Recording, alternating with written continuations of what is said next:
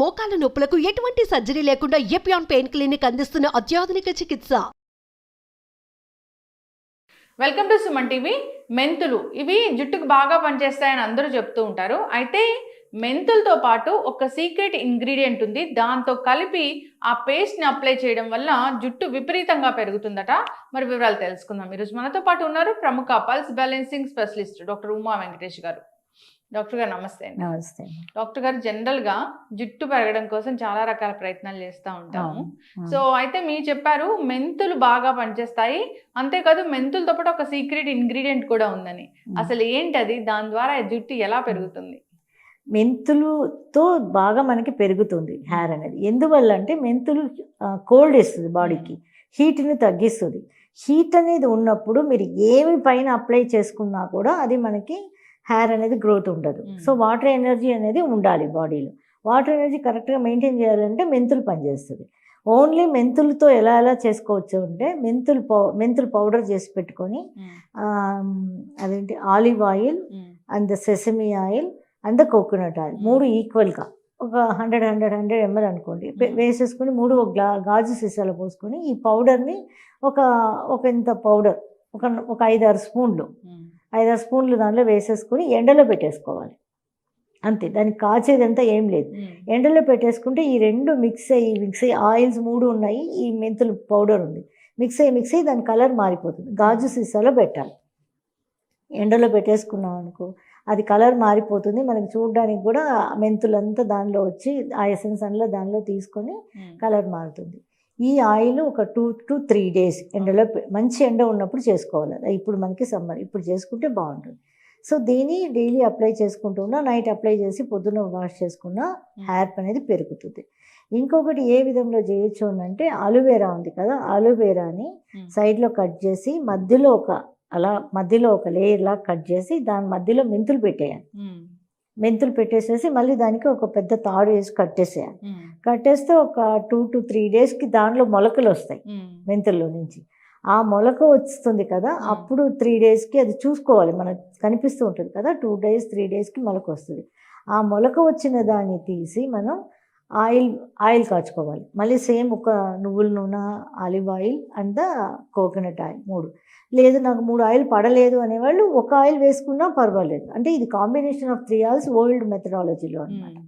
So ఇలా ఒక oil వేసుకున్నా పర్వాలేదు. దానిలో ఈ మెంతులని మొలకొచ్చింది కదా, ఆలువేరాల నుంచి మొలకొచ్చింది, దాన్ని తీసి దానిలో వేసి ఆయిల్లో వేసి దాన్ని కాచుకొని దాన్ని పెట్టుకున్నా మనకి బాగా ఎఫెక్టివ్గా మెంతుల్ని అలోవెరా అని మధ్యలో పెట్టేసి సో మళ్ళీ దాన్ని కట్టేస్తే ఒక 3 daysకి మొలకలు వస్తాయి. ఆ మొలకలు వచ్చిన మెంతుల్ని ఆయిల్లో వేసి కాసి ఆ ఆయిల్ అప్లై చేయాలి.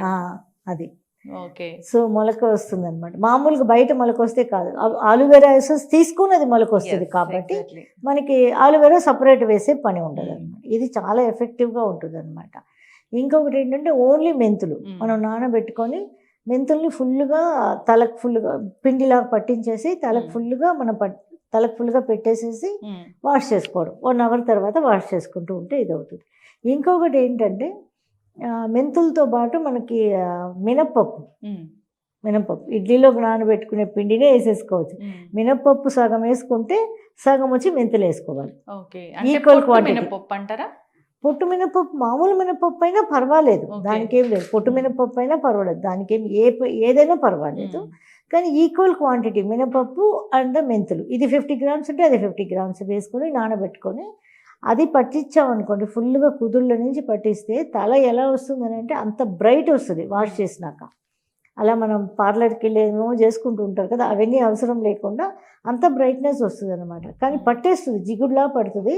వాష్ చేసేటప్పుడు ఇంక మనం దానే పెట్టి వాష్ చేయాలి, కానీ ఇంక దానిపైన వేరే ఏం పెట్టకూడదు.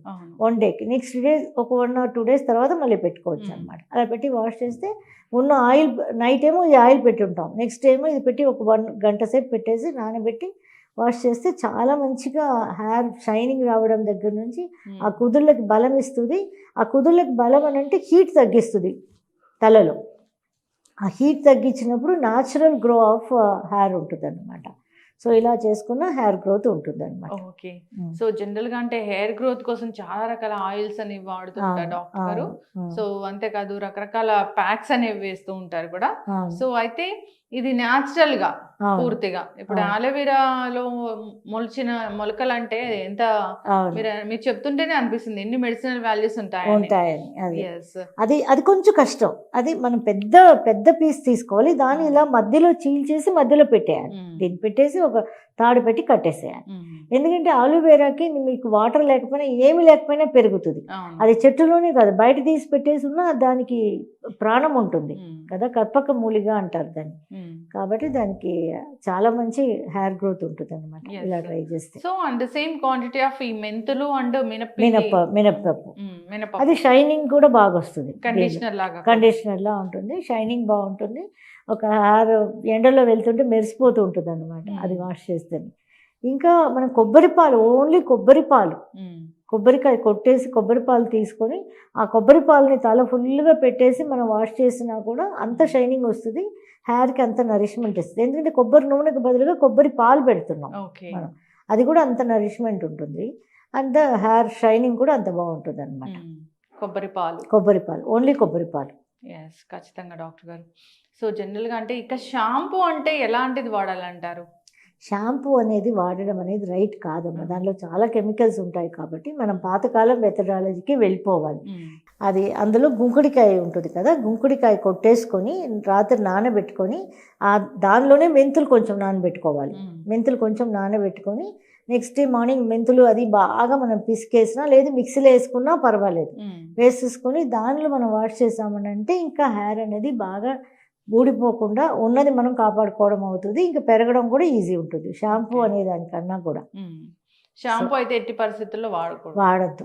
షాంపూ అనేది అంత రైట్, ఏ షాంపూ అయినా సరే న్యాచురల్ వచ్చినా కొంచెం కెమికల్ మనం వెయ్యాల్సిందే, వేస్తేనే ఆ నూరుకు వస్తుంది కదా, కాబట్టి అలా చేయొద్దు. లేకపోతే మనం బయో ఎంజైమ్స్ చేసుకుంటారు కదా, ఈ గుంకుడికాయల్లో జ్యూస్ వేసి బయో ఎంజైమ్ చేసుకుంటారు. బయో ఎంజైమ్స్ అంటే అది పులుస్తుంది, 48 days అవుతుంది అనమాట. అలా చేసుకుని అది షాంపూ బేస్లో మనం వాడుకున్నామంటే అది బాగానే ఉంటుంది. అది మనమే చేసుకోవచ్చు ఇంట్లో, అది ఇంకొకసారి చెప్దాం మనం ఎలా చేసుకోవచ్చు అనేది. సో ఆ మెథడాలజీ చేసుకునేటప్పుడు మనం షాంపూ లాగా మనం దాన్ని వాడుకోవచ్చు. ఎందుకంటే మనం చేసుకుంటాం, మనం దాంట్లో కెమికల్ ఏం పెట్టము, బయో ఎంజైమ్ ప్రాసెస్లో ఈజీగా మనకి షాంపూ బేస్ వచ్చేస్తుంది అనమాట. ఖచ్చితంగా డాక్టర్ గారు చాలా చక్కగా చెప్పారండి. సో అయితే హెయిర్ గ్రోత్ ఆగిపోతుందంటే ఏ ఎనర్జీ బ్లాక్ అయినట్లు? వాటర్ ఎనర్జీకే హెయిర్కి సంబంధం ఉంటుంది అనమాట. వాటర్ ఎనర్జీ ఒక్కటి మాత్రం ఆగిపోదు. ఎందుకంటే వాటర్ ఎనర్జీ లేదంటే మట్టిలో సారం లేదు, మట్టిలో నుంచి వాటర్ రావాలి కదా, మట్టిలో సారం లేదు, అందువల్ల అక్కడ వాటర్ ఎనర్జీ ఆగిపోతుంది అనమాట. అప్పుడు మట్టిని బాగు చేయాలి ఫస్ట్. వాటర్ ఎనర్జీయే రీజన్, కానీ వాటర్ ఎనర్జీ కావాలంటే ఏది కావాలి? మట్టి కావాలి, మట్టిని సరి చేయాలి. అందుకే పల్స్ బ్యాలెన్సింగ్లో మనం అన్ని ఎనర్జీని బాగు చేసుకుంటూ వస్తామన్నమాట. ఒక్కదాన్ని పర్టికులర్గా చెయ్యము, చేస్తే కూడా అది యూస్ లేదు. వాటర్ ఎక్కడి నుంచి తీసుకుంటాం? ఆకాశం నుంచి తీయలేము మనం, మట్టిలో నుంచి తీయాలి. సో మట్టి సారాంశం ఉండాలి, సో అక్కడి నుంచి వాటర్ ఎనర్జీ రావాలి.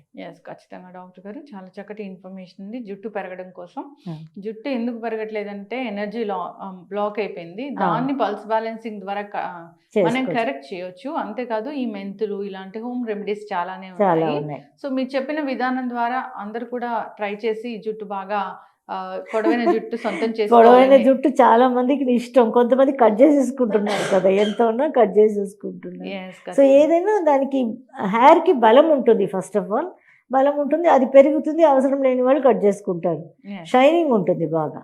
అది చక్కటి ఇన్ఫర్మేషన్ డాక్టర్ గారు, అందరు కూడా ట్రై చేయాలని కోరుకున్నాం. ధన్యవాదాలు. Thank you.